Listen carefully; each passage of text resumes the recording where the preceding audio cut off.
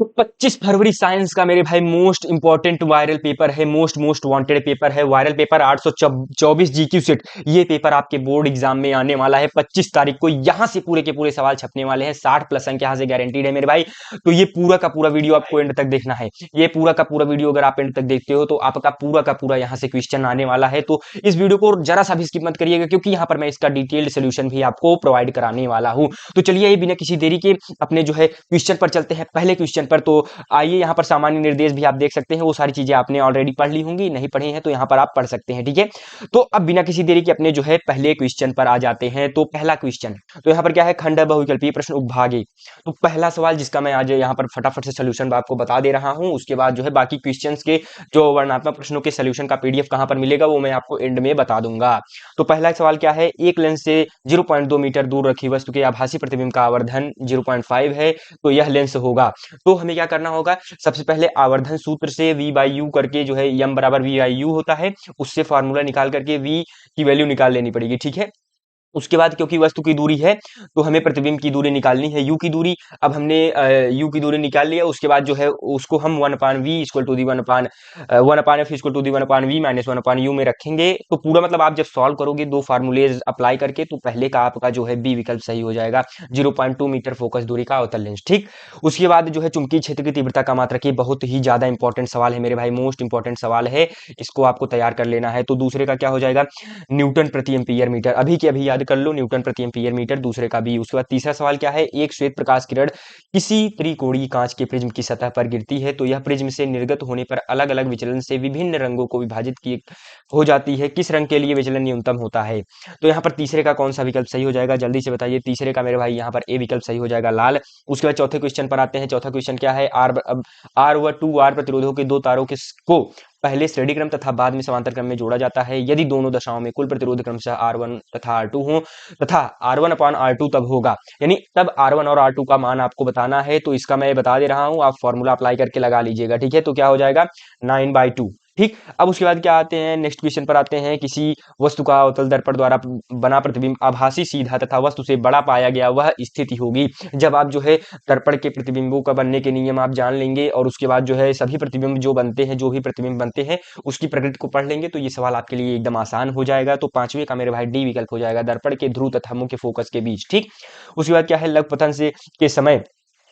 पथन के समय परिपथ में विद्युत धारा का मान क्या होगा। बहुत कम हो जाता है, परिवर्तित नहीं होता, बहुत अधिक बढ़ जाता है, निरंतर परिवर्तित होता है। तो जल्दी से बताइए मेरे भाई। तो यहाँ पर छठे का आपका सी विकल्प सही हो जाएगा, बहुत अधिक बढ़ जाता है। सातवां सवाल क्या है, बिजली के बल्ब का फिलामेंट तंतु बना होता है। ये मोस्ट इंपॉर्टेंट सवाल है, बहुत ही मतलब आसान सा सवाल है, लेकिन बहुत सारे स्टूडेंट इसको पढ़ करके नहीं जाते हैं, वहीं पर इनकी गलती हो जाती है। और इन्होंने, आपको क्या मारना है, सातवें का सी टंगस्टन हो जाएगा मेरे भाई, ठीक है। बिजली का बल्ब जो होता है उसका फिलामेंट मतलब इसका जो है क्या कहते हैं, मेल्टिंग पॉइंट बहुत हाई होता है, ठीक है। इस नाते इसको जो है टंगस्टन वायर को लगाया जाता है, तंतु को लगाया जाता है, फिलामेंट को, ठीक है। अब उसके बाद क्या है, प्रोपेनॉल में क्रियात्मक समूह। प्रोपेनॉल में क्रियात्मक समूह, प्रोपेनॉल नहीं है, प्रोपेनॉल में क्या हो जाएगा, OH हो जाएगा। लेकिन प्रोपेनल पूछा है, अल यानी एल्डिहाइड समूह है, एल्डिहाइड समूह के लिए CHO, कीटोन समूह के लिए अगर ओन होता, प्रोपेनोन होता तो ये C+O बॉन्ड लग जाता, और अगर प्रोपेनॉल होता तो ये लग जाता। अगर क्या है, ये प्रोपेनोइक होता, ओइक होता तो COOH, यानी प्रोपेनल है तो CHO हो जाएगा मेरे भाई। उसके बाद क्या है, शुद्ध जल का पीएच मान। शुद्ध जल, आज हो सकता है मैं पूरा का पूरा आपको IPSC भी पढ़ा दूं एक 10 से 15 मिनट की वीडियो में, लेकिन उसको भी आप देख लीजिएगा। हो सकता है पढ़ाऊं, ऐसा फिक्स नहीं है, क्योंकि आज मेरा प्रैक्टिकल भी है, तो आप समझ ही रहे हो कितना है, मतलब मेरे लिए भी थोड़ा सा अभी प्रॉब्लम है। तो शुद्ध जल का पीएच मान क्या है, ये बहुत आसान सा सवाल है, लेकिन बहुत बार पूछा गया है, 7। और उदासीन का पीएच मान क्या हो जाएगा, उदासीन का ये भी बताइए, ये भी बताइए। शुद्ध जल का पीएच मान तो 7 है, लेकिन उदासीन का क्या हो जाएगा, ये भी आप जल्दी से कमेंट में बताइए। तो ठंडे जल में हाइड्रोजन गैस बनने वाला तत्व है, ठंडे जल में हाइड्रोजन गैस जो है बनाने वाला तत्व है। 10वें का कौन सा विकल्प सही हो जाएगा, 10वें का सी विकल्प सही हो जाएगा, पोटेशियम, ठीक है। ठंडे जल में हाइड्रोजन गैस पोटेशियम बनाता है। उसके बाद क्या है, लेड नाइट्रेट, ये बहुत इंपॉर्टेंट सवाल है, PbNO3 whole twice, PbNO3 whole twice lead nitrate का सूत्र। एंटीमनी एक उपधातु है, इसको आपको याद होना चाहिए, एंटीमनी एक उपधातु है। मैट में मुख्यतः जो है Cu2S और FeS पाया जाता है, क्या Cu2S और FeS पाया जाता है। 14वें सवाल पर आते हैं। अलैंगिक जनन मुकुलन द्वारा होता है, आपका बायोलॉजी वाला सेक्शन है। 14 सवाल, अलैंगिक जनन किस मुकुलन द्वारा होता है, तो अमीबा, यीस्ट, प्लाज्मोडियम, लिस्मेनियम, तो लिस्मेनिया, तो यहाँ पर ईस्ट में हो जाएगा। ठीक, पित्त रस का स्राव होता है यकृत में। ये बहुत आसान सा सवाल है लेकिन कई बार पूछा गया है। यहाँ पर जो भी सवाल है एक भी क्वेश्चन आपको छोड़ना नहीं है, पूरे के पूरे एकदम रट डालने हैं। निम्नलिखित में मानव में मादा जनन तंत्र का भाग नहीं है, अंडाशय, गर्भाशय, शुक्रवाहिका, उसके बाद डिंबवाहिनी। तो 16वें का आपका मेरे भाई सी विकल्प सही हो जाएगा, शुक्रवाहिका। अब उसके बाद 17वें सवाल पर आते हैं, स्वपोषी पोषण के लिए आवश्यक है, स्वपोषी पोषण के लिए आवश्यक है।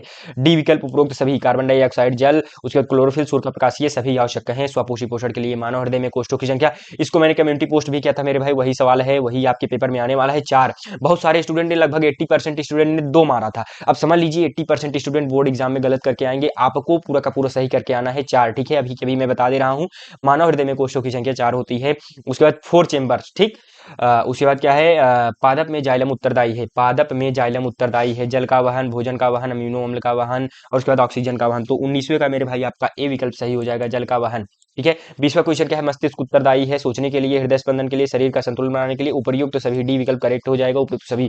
इस प्रकार से आपका पूरा का पूरा जो है सवाल यहाँ पर हो चुका है। बहुविकल्पीय प्रश्नों को मैंने डिस्कस करा दिया। अब इन प्रश्नों को आप तैयार कर लीजिए, स्क्रीनशॉट अभी के अभी ले लीजिए, ये 3 प्रश्न, और उसके बाद ये आपका चौथा प्रश्न है, और यहाँ पर आपका फिजिक्स फिनिश। अब 5वां प्रश्न यहाँ पर मैं दिखा रहा हूँ, केमिस्ट्री वाला पार्ट, और उसके बाद यहाँ पर 7वां प्रश्न केमिस्ट्री का, केमिस्ट्री भी फिनिश, और उसके बाद यहाँ पर ये बायोलॉजी का। इसका मैं सोल्यूशन भी लेकर के आऊंगा, आप लोगों का फ्री पीडीएफ तभी मिलेगा जब मेरे भाई आप जो है क्या कहते हैं, इसका सोल्यूशन पीडीएफ, देखो इसका फ्री पीडीएफ आपको तब मिलेगा जब 1500 सब्सक्राइबर हो जाएंगे, और जैसे ही 2000 सब्सक्राइबर हो जाते हैं मेरे, मैं आपका आपको इसका फ्री सोल्यूशन पीडीएफ भी प्रोवाइड करा दूंगा।